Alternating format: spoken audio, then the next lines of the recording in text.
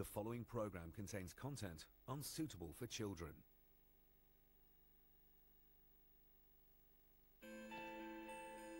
A 33-year-old woman completely disappears, and the ensuing investigation uncovers a criminal underworld.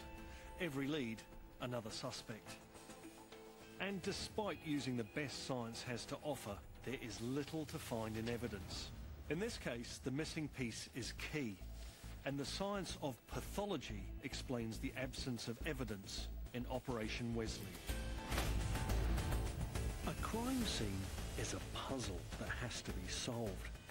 A whodunit, a scattering of clues to be deciphered by clever detective work and the power of science.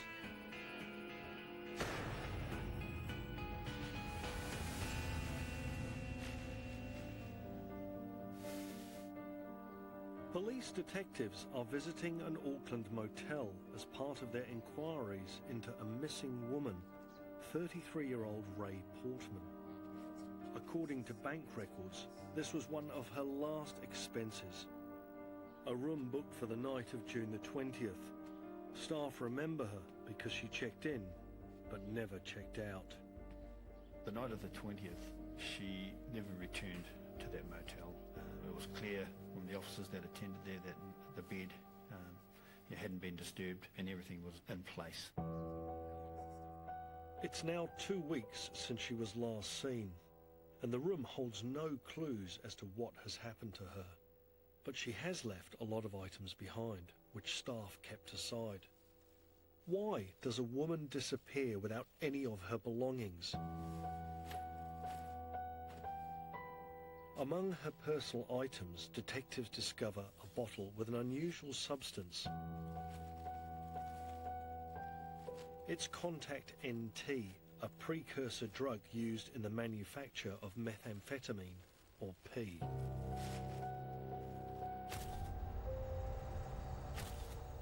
As well, there are other drug-related items.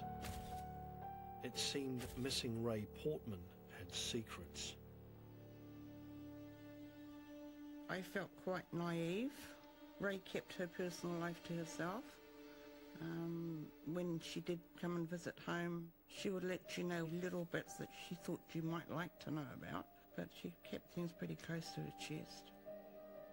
The Ray that I knew, she had a great sense of humour, loved her animals, enjoyed her cooking. She was really good at cooking as well. I had to get a real crash course through the CIB to explain to me exactly what P was and the extent of P in the underworld which Ray was involved in. I just couldn't understand how she could do that. Nothing was how it seemed with Ray Portman's life. We were able to establish that her last activity on the phone was polling out of Te Rapa in Hamilton. It was at 5:30 a.m. on the 21st of June. And from then on, that phone never went again. The last call was never answered. So why was her phone polling in Hamilton when she had booked a motel in Auckland that night? Was it to go home and see her boyfriend who she lived with in Hamilton? He was very upfront about their relationship. It was very volatile. They fought a lot. Clothes were often thrown out onto the road. And the nature of their text messages, they were pretty nasty. He told detectives he hadn't seen Ray that morning, nor since. The relationship history was a red flag. The boyfriend, a potential suspect. Further analysis of Ray's phone data revealed a more complicated web. She had multiple cell phones. Initially, we sought the records for at least 6 or 7 of them. She was a very busy person, travelling from Hamilton to Auckland all the time. Ray Portman's job was really to distribute Contact NT to people that would turn it into methamphetamine, to uplift money from those people. Identifying her associates could reveal her whereabouts. But like Ray, her contacts used multiple disposable prepay burner phones, changing numbers and names to avoid detection. We've got to really analyse what is being said and then do further checks to identify an associate. It is a lot of work and it takes time. Police were also investigating Ray's life in Auckland, where she spent a lot of time with her close friends Nikki and Dean Addison. They rented 2 units in a block of 10 in Papakura. Dean, he had a panel beating shop, polishing car wheels and that sort of thing. It was Nikki who raised the alarm with Ray's mum, saying she hadn't seen her for about 2 weeks. Nikki and Ray, they were into high school together, so they've been friends pretty much all their lives. And these 2 women called themselves sisters, so they were that close. The Addisons lived above one of the units. Usually Ray was in close contact, but they hadn't seen her for about a fortnight. Adding to their concern, Dean knew Ray had been assaulted about a month earlier. He had picked her up from Middlemore Hospital. She was in a bit of a mess from an assault that occurred. The inquiries into why she was admitted led us to another group of people who were involved in drug taking and other criminal matters. While in hospital, Ray received some unexpected news. She was pregnant. News she had shared with only Nikki and Dean Addison. Police very quickly have multiple lines of investigation in Hamilton and Auckland in their search for missing pregnant woman Ray Portman. But every lead seems to uncover another layer of criminal activity. Dean Addison had his legitimate business, but really he was selling methamphetamine from that unit, and he was selling lots of it. And he had been doing a deal with Ray to get more.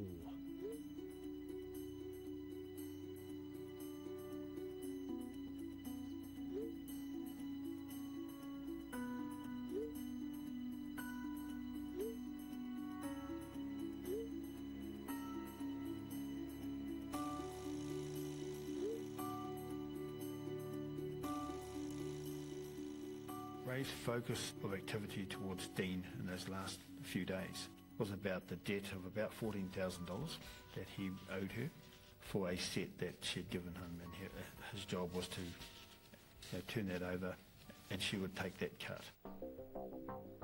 Ray now needed to collect that payment.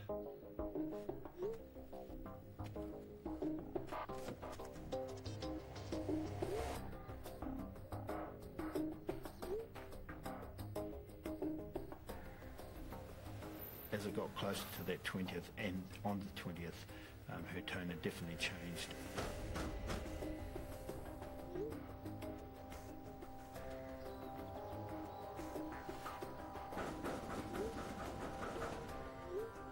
You could see that Dean was actively trying to avoid contact with her because he knew he owed her some money.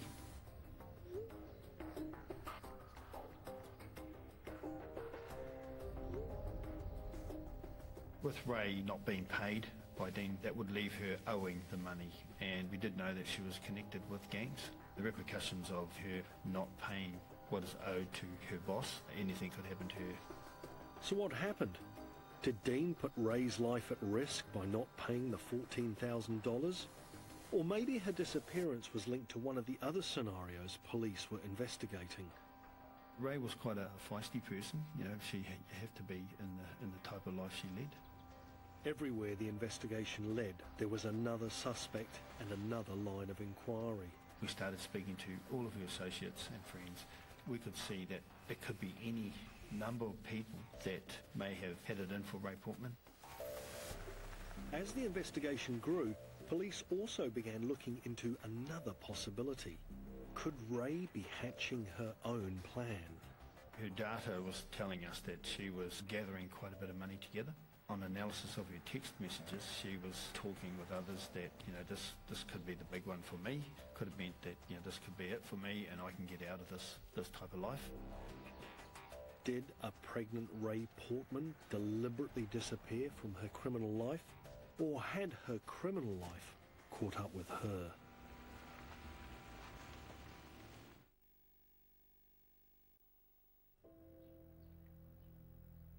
33-year-old Ray Portman's belongings were found at an Auckland motel, but she and her car have totally disappeared.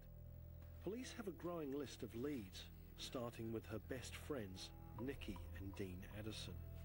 Dean owes Ray a large sum of money for drugs. Police are now looking closely at who and what is going on at the 2 units rented by the Addisons. Dean had a couple of what we'd call lackeys working for him. These boys wanted to be like him. They looked up to him. They were both out to do whatever Dean wanted them to do. Another associate, who lives in the Addison's second unit, right next door, was already known to police.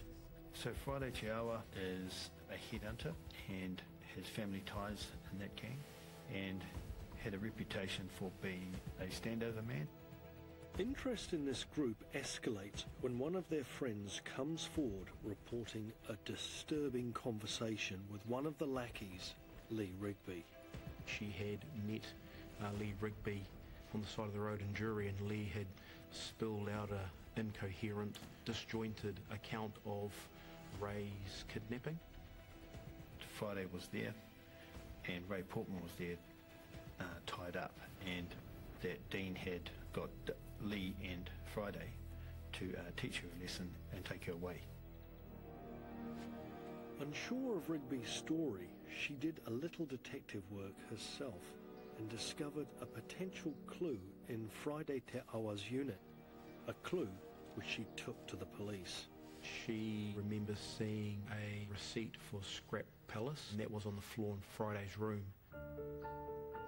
Scrap Palace was easily located, a scrap metal yard in Hamilton. They went there and the owner said, look, every car that comes in here for scrap, they're scrapped and crushed the next day.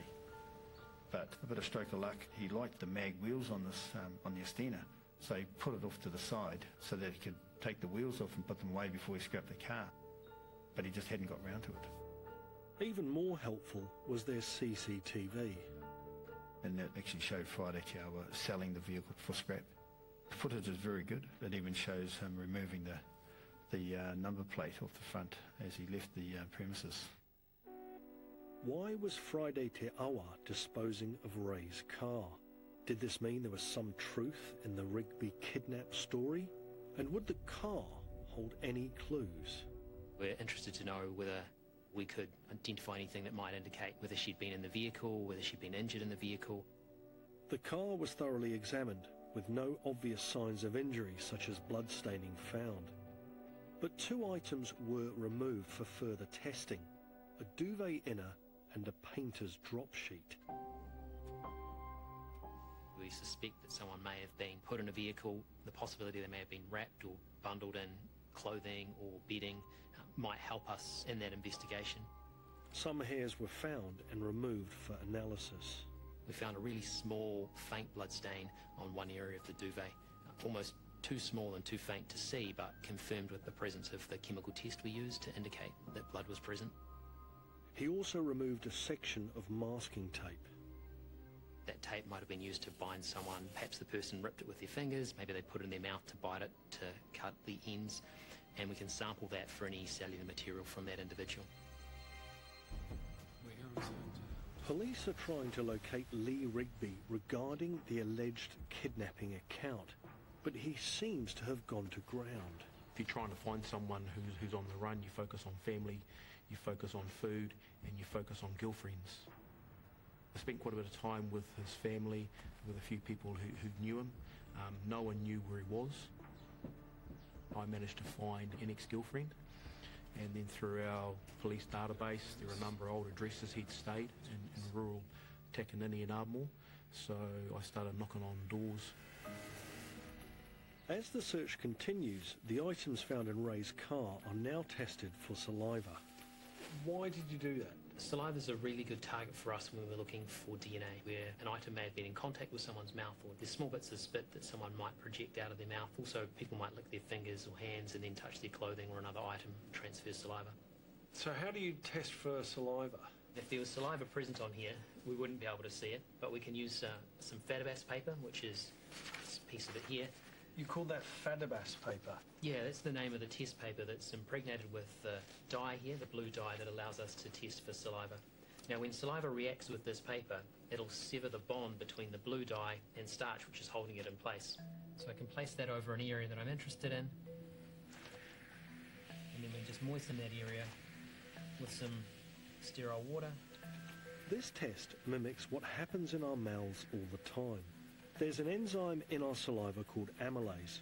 Its job is to break down starch, part of our digestion process. If there's saliva on the drop sheet, it'll react with the starch in the test paper and the blue dye will be transferred. Does the saliva have to be new? Saliva will last really well on an item. Once the stain's dry, it will last for months or up to years, and we can test those items and see if we can detect the amylase present at that stage. Why is it such a good source of DNA?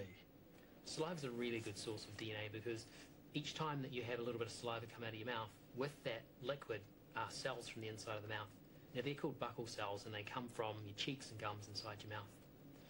There's a really high concentration of buccal cells in saliva, so a lot of cells means a lot of DNA.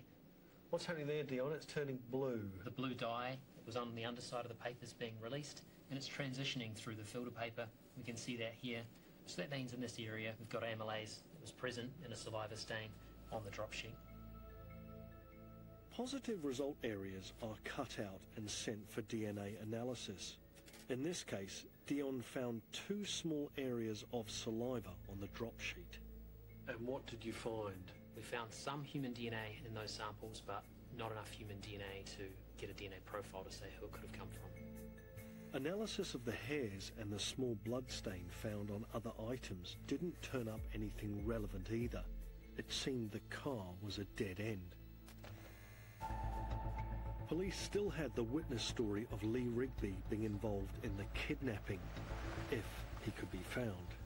Next morning, I hit the road again with a few other detectives, knocked on the right door in rural Takanini, massive barn-type building. I remember knocking on the door, calling out to Lee. There's no answer for a number of minutes. The door opened just a crack. I saw Lee's face for a split second, and then he closed the door and locked it. I just kept voice appealing and just calling out, Lee, come out, and everything will be all right, it's the police here. And it took about 15 minutes, and he finally came out the front door.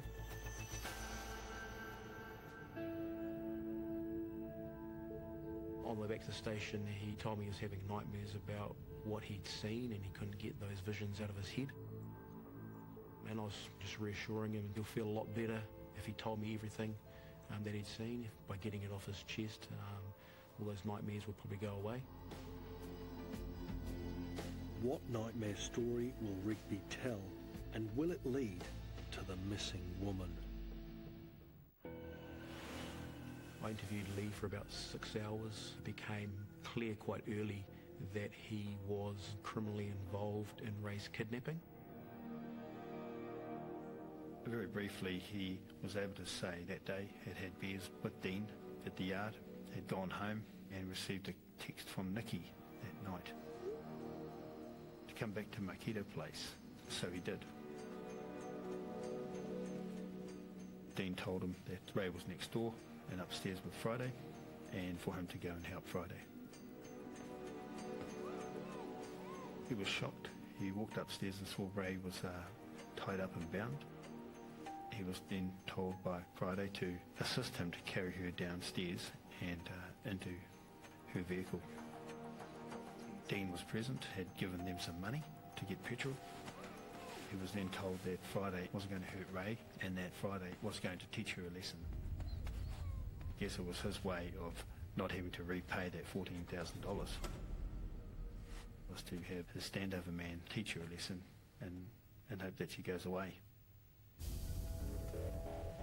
Friday led the way in his yellow ute down the southern motorway. They got off the motorway at the Bombays to get gas.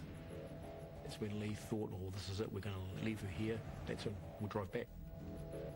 When they carried on driving further south, Lee was telling me he became very worried. Lee had thoughts of driving away and not following Friday, but Friday being a dangerous person, he was scared and was just hoping for the best. They carried on towards Ngāwahia, where they stopped at an address there, who were associates of Te Awa's. They stayed there for a while, drinking and having a smoke. During that time, Lee was often asked to go out to the car and see if he's okay, as in Ray Portman, who was at that point tied up and bound in the back of her own car. From there, Rigby says they went to some industrial area, and it was there that they pulled up on the side of the road. And that's when things started really getting difficult and hard for Lee during the interview. He was struggling to put it into words. I remember him staring sort of past me. It looked like he was playing it through his head again, like watching a program or a movie.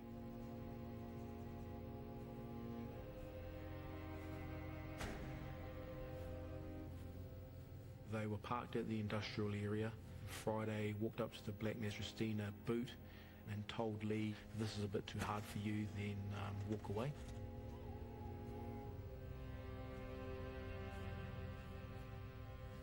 Lee said he saw Friday put Ray's neck in the crook of his elbow, as if he was cradling or holding on to her neck. Lee's next recollection was Friday taking the tape off Ray's mouth, and that Ray's complexion was now grey, as if the life had drained out of her. And Lee said he hoped that she was just unconscious. And then Friday told Lee to drive the black Mazda again and to follow him. And that's when they drove back to the family address that they'd been to earlier in the night. And that's where the black Mazda was parked in the corner of the section. Then they left in the yellow ute, and it was on the drive back to Auckland that Lee asked Friday about Ray, and Friday's answer was something like, don't worry about it, she's gone. And that's when it dawned on Lee that she was dead. During that trip, Friday also threatened him not to tell anyone or he would kill him. Lee Rigby told a compelling story. But was it just a story to lessen his own role? Or was it true? And if Friday Te Awa had killed her, where was the evidence? Investigators started their search at the units where the alleged kidnap began. We were looking potentially for an area where she may have been assaulted. We found one small visible blood stain. But nothing further. Doesn't mean that an assault hasn't occurred, it just means that we haven't found any blood staining. Without blood loss, there is little evidence to prove an attack. Investigators extended the search to outside. We got a bit lucky there. The outside skip bin hadn't been picked up. That was searched. Inside the skip bin was Ray's Mazda number plates for a car. They'd been cut up into smaller little pieces. That was a key piece of evidence because that physically linked Ray's car back to Makedo Place. There was another link with Marketo Place and Ray's car. Tape was found that matched the tape they'd recovered from the drop sheet. But it's common masking tape, not particularly significant, until ESR scientist Sally Coulson had a closer look. There was something else on the tape, wasn't there? Yes, there was. So both pieces of tape had multiple paint fragments attached to them of a huge variety of colours. This is sort of unusual. Having such a wide range of paint colours on there means that it had to have come from somewhere that had lots of different types of paint present, such as maybe an artist's studio or a panel beater's. The paint colours were catalogued and both pieces of tape appear to have the same red colour. But the fragments were minuscule. Too small for significant analysis? They're really small, I can't even see them. And it's a matter of picking the paint fragment off the masking tape and then putting it onto this diamond anvil cell And so for analysis, it needs to be on this diamond, but it also needs to be really smooth and flat. So we use a little roller to roll out the paint fragment. So this is now all ready for analysis. Can I have a look? Yes. So it really is a small little smudge of red paint. And can I just grab and see if I can move that around just to get an idea of... Oh, the scale. That's so small, it's like a bit of dust. It is minuscule, isn't it? I mean, you've got to have an incredibly steady hand. Yes, they're very small paint fragments, but we can still analyse ones that are that small. So where does that then go? So we take this to an instrument next door and we can analyse the chemical composition. First, the detector is cooled by liquid nitrogen. So this is an FTIR, and that stands for Fourier Transform Infrared Spectroscopy. It uses infrared to analyse the chemical structure of the paint sample. That paint will absorb certain wavelengths, and this will give us a chemical signature so we can tell the chemical composition of this paint. And what did you discover in this case? So I can show you the results. The red paint from one sample is shown as a blue line, and the red paint from the other sample is a red line. Wow, they're almost exactly the same. Yes, and that's what we'd expect if the two paints have come from the same source, that they would have the same profile. The tiny specks of paint matched and were an unusual alkyd paint commonly used on cars. It created stronger evidence that the drop sheet in Ray's car came from Addison's units. There were definite connections between Ray's disappearance and Marquito Place, but just who and how many people were involved, police weren't sure. Dean Addison could have done it, or Willie Begbie himself could have killed Ray Portman. Because at this stage we only have him saying that. The Addisons have been interviewed several times by police. They initially claimed not to have seen Ray for days before she went missing. But Ray's phone data suggested she was with Nikki at Marquito Place on the night she disappeared.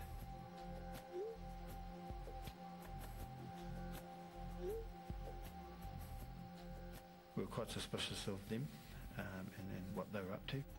Police had a group of suspects, but were unsure about exactly what roles they played. We just have to be very careful about how we go about our investigation to ensure that we get it right.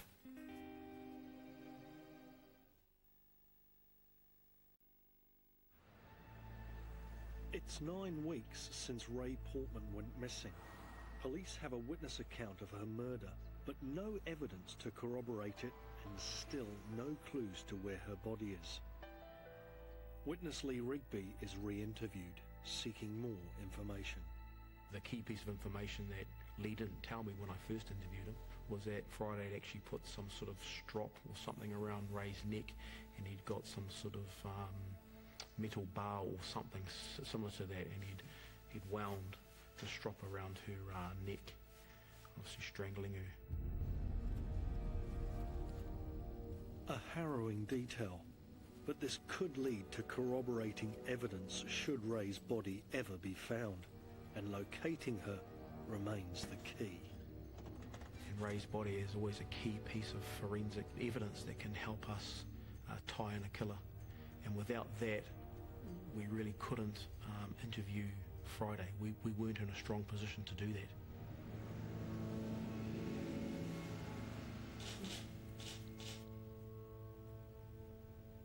You can't just disappear. Nobody disappears. There has to be a body in some form somewhere. Her mother Rebecca agrees to take part in a police media conference in an effort to get new information. So I just ask for that person who's out there, who knows where she is, to do the right thing and just let us know so we can bring Ray home. Ray is actually 4 months pregnant. So not am I only grieving the loss of my daughter, I'm actually in the position where I'm actually grieving my first grandchild. For the first time, the public is told Ray was pregnant, a fact known to very few people. More and more information started to flow into the inquiry. One was that there was a rumour that Friday had been driving around with Ray under a mattress on the back of his yellow ute, and he'd been driving around town, Hamilton and South Auckland like that. Another phase in the operation was focusing on the Waikato and identify a place where he may have taken her. Police were also analysing Friday Te Awa's movements from his phone data. In fact, on the night of Ray's alleged murder, Te Awa drove from Addison's unit in Papakura to Te Rapa near Hamilton and then back again. And it's recorded at all the south sites to Hamilton and back. With CCTV capturing him stopping for gas on his way, again confirming Rigby's account. But were Rigby and Te Awa acting alone or under Dean's orders? Real telling text was one Friday sent to Dean Addison. He says to Dean, "Hey my bro, we are on the way home, everything's sweet, see you soon, okay." That to me was quite a telling text. Investigators had enough to arrest Friday Te Awa and charge him with the kidnap of Ray Portman, but not enough for murder. Friday was interviewed and he really didn't say anything, and when it came to putting the main events to him, he declined to comment on those. Police still need evidence to prove Ray's murder, and in a coordinated operation involving ESR, they searched several properties, including a house in Hamilton where Te Awa has been staying. They're interested in looking at this address for anything that may have come from Ms. Portman, that may enable them to establish an association between the suspect and the deceased. There are a couple of mattresses located in the garage at that address. We're looking for the presence of hairs and fibres that we could then examine at a later date to see if they could have come from Ms. Portman. The ute was seized from the property and examined by ESR. So when we started looking at the back of the vehicle, inside the tray area was a plastic liner, and that black plastic liner had actually been painted with matte black paint. So we looked at the surface of that to determine whether or not there was anything that paint had been covering. We also removed the plastic liner from the rear of the ute to see if anything may have been present underneath the plastic liner. No trace of Ray Portman could be detected in the vehicle.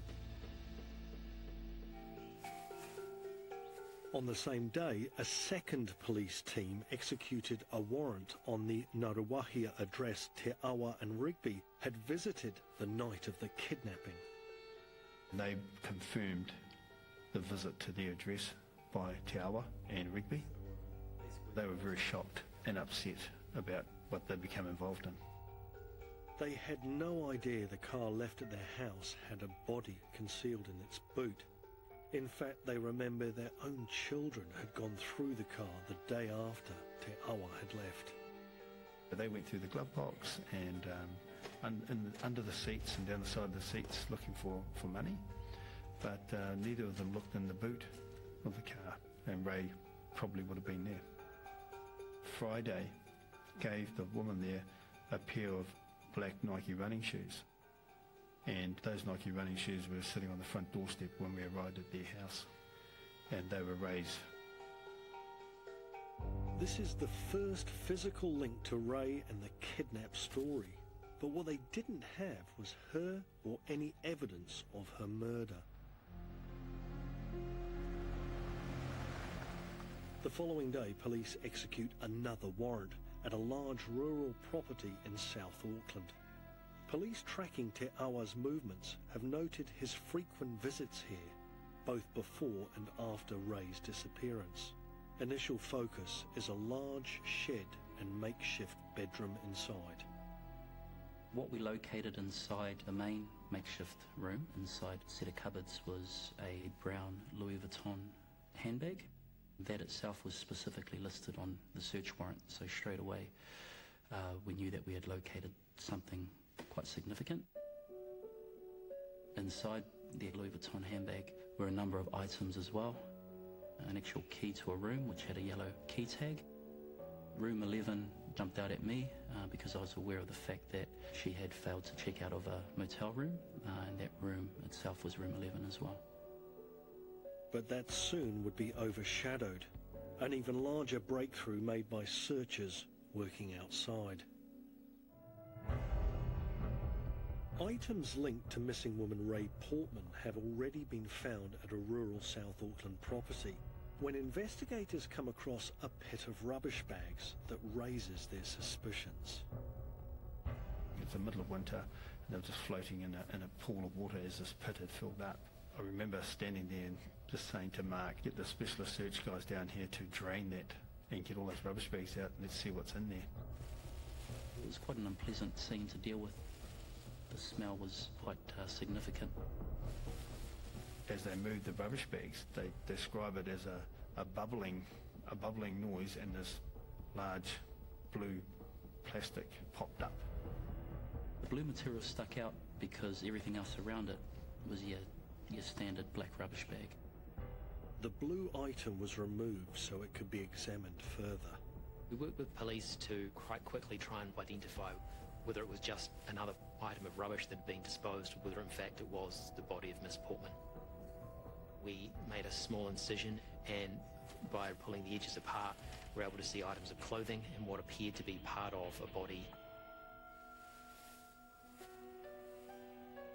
I'd best describe the atmosphere as a bittersweet moment. Sweet in a sense that we're relieved that we've located Ray Portman.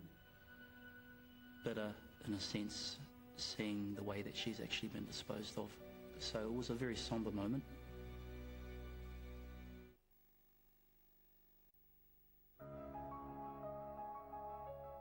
It's been 3 months since the night police believe Ray was murdered. Will the science of pathology reveal any clues as to how she died and who killed her? The body was received at the mortuary, still wrapped as it has been at the scene. The body itself was wrapped in multiple layers. On the outer surface, there was a blue inflatable pool that had been collapsed. Within that, there was a painter's drop sheet, and then beneath that was a blanket. After the outer was removed, many more items were discovered to have been wrapped around Ray Portman's head and neck. Each item carefully removed until they reach a final layer. There was blue duct tape over that nose and mouth area, wound many times around the head. Her body was examined for any sign of physical injury, including the neck area. There was none. But there are a variety of reasons for that. The body had undergone a type of decomposition that you see when a body is immersed in water. You lose the top layers of skin. It dissolves away, so to speak. That's the area where you may see the injury in cases of a ligature around the neck or that garrotting history that we had. Another reason is what's been used as a ligature.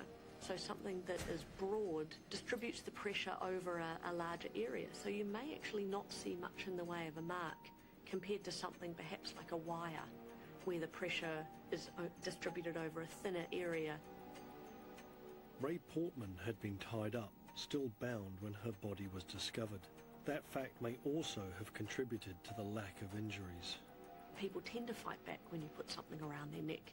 So there's bruising. They're trying to reach and scratch and pull the ligature away. She can't do that because her hands are tied. These are all reasons that mean there may be nothing to see on the neck. But it doesn't mean that nothing happened. So the cause of death was ruled to be mechanical asphyxia. And what that means is there's something physically impeding the ability to get air into the body. There is more than sufficient obstruction to her airways from the bindings, from the wrapping, from the history of the garrotting to say this is what's resulted in her death. During the post-mortem, a small piece of evidence was discovered. It was found on top of Ray's clothing, inside the exterior wrappings. Because it was contained within those layers, it looked like it couldn't have got in there while she was in the rubbish pit. This small piece of evidence could be vital. that might allow us to link where she had been killed or where her body had been wrapped to try and make an association to a particular person or an address. The question was asked, is there any particle board like this at the farm? And the answer to that was yes, there is. There's lots of it. Different sizes. That was all scattered along the back side of a shed there. All of those items came into the lab for us to examine. ESR scientist Ben O'Leary examined the particle board, which I assumed would be through some sort of chemical analysis. But it turned out that wasn't possible. And that's because the way the stuff is actually made, that each sheet is pretty similar. It's very generic, and it's made and mass-produced. With no way to differentiate between pieces using chemical analysis, the only other option was to try and fit all of the pieces back together and see if the small piece found with Ray belonged. In the demonstration we've set up, we're using about a third of the number of pieces that came in. So what were you thinking when you looked down, you've got 350 different pieces of particle board? What were you thinking? My initial thought was this is a needle in a haystack situation, and we didn't have much hope of getting a result. Ben started as we are now, up on a ladder looking down. So the advantage of being up high is you get that overview, you see things that you wouldn't see at ground level, and see some correspondence in each shape and think, okay, that piece, maybe that goes together. In my case, it was mould growing on the boards, so I would have put those together as one group and started working on those and trying to piece those together. Progress was very slow initially, mainly figuring out what side went up and down. This doubled his options, so 350 pieces became 700. I can see two bits over there that look like they may go together. I'm going to get down and have a try. I select two large pieces which look a real obvious fit, but it's not that simple. Looks pretty good initially. You haven't got the correspondence of any paint transfer across. Do you know how many actual sheets of board you had? Had no idea. It could have been 100 broken up, could have been one entire board. Didn't have a clue. So it really is like doing a massive jigsaw puzzle. Probably the hardest jigsaw puzzle you could imagine. Surface areas are so random, finding that match, that's what gives it the power of this sort of examination. How long did this part take you? This took majority of 2 weeks, probably slightly over. So this is one of the sheets of particle board we managed to put together. And this area here is the area of importance. We found the piece from Ray fitted in nicely. That small little piece of board fitted that single sheet? Essentially, yes. Finding a correspondence between that broken piece and all those other pieces of particle board was a real surprise, a real highlight of the case. Finding that connection provides a way of saying that we know where Ms. Portman was at the time that she was being wrapped. There was only one person who had links to that property. Friday is, of all of those people, Friday is the only one that has a connection to that farm. He's taken her there and probably hidden her behind that shed. And in his wrapping of her body, he's collected this piece of that particle board from the hundreds of pieces that were there. Now police had enough evidence to lay charges for Ray's kidnap and murder. Te Awa denied his role but was found guilty. The sentencing judge described Te Awa as extremely dangerous, detached from reality with a disturbing lack of humanity. He was sentenced to life imprisonment to serve a minimum of 20 years. But he hadn't acted alone. Detectives had noted a curious fact with Ray's phone after she disappeared. A lot of her associates were trying to call her. But what was probably more interesting is that the two people that always portray to everybody that they were her best friends, which was Nikki and Dean Addison, they never called her phone once. And it's clear the reason for that is they knew. The judge, in sentencing Dean Addison, said in directing the kidnap, knew he was putting Ray Portman and her unborn child at risk. For his role in the kidnap and drug offences, he was sentenced to 12 years to serve a minimum of 6.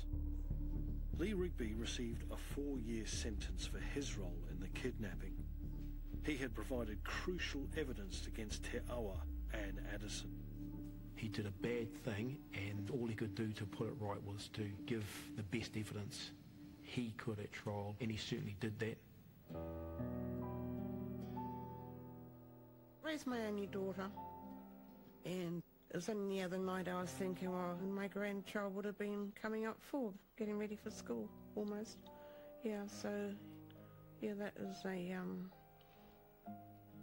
really sad. I think it's really sad. There were two main points that really stick out for the whole team, and that is, one, we were able to return the body of Ray Portman to her family, and two, that we were able to bring the persons responsible for Ray's death to justice, and justice was served.